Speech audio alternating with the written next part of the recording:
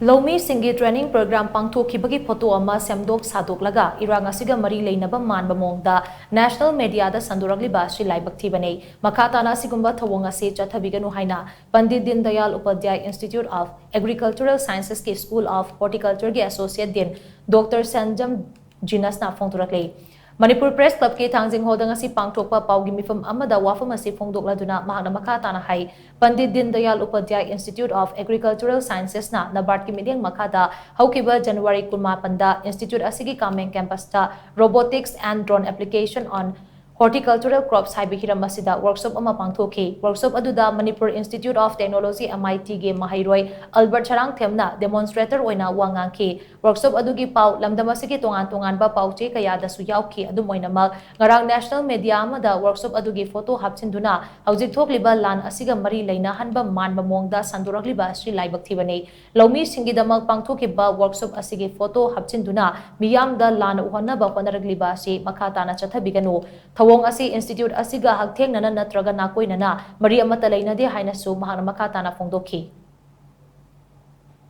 Pandit Deen Dayal Upadhyaya Institute of Agricultural Science da 29 January 24 da nabat khoibi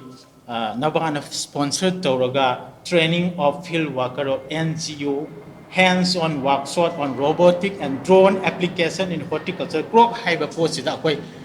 nomagi oiba workshop training ama pangthok sagibani ado haigi video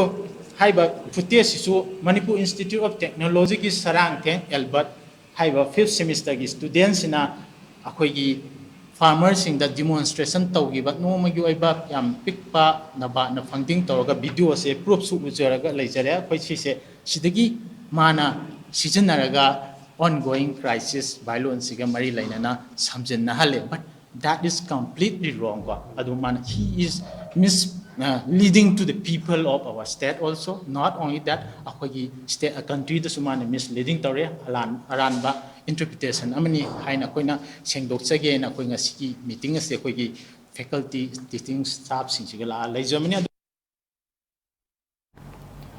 Paugi mifam aduda saru yakiba MIT gi mahairoi Albert Charang themna hai workshop aduda mahangna demonstrator oiduna Loumee singna lawu shingu gi thabak tawbada mato karamna drone sizinagani haibadu utkhi thoram adugi photo sing semdok sadoktuna haujik thokleba lan asiga mari leina hanba manba Maongda national media da phongdorakpa Laibak Thibani miyamna hiram asida lan ubigano photo sing aduga haujik thokleba lan asiga hiram amata da mari leina de haina mahana makha tana phongdorakli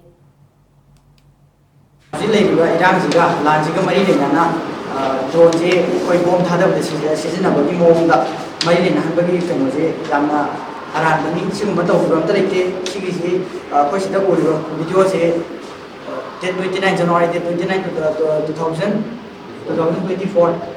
Monday sida koi one day workshop ama tawbani adugi sigi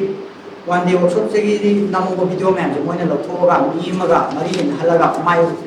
they censor my faces so that they don't they can distinguish which is which so ana koina mi atopa maga mari in halaga samana mi ngi mo ta aga bom thada je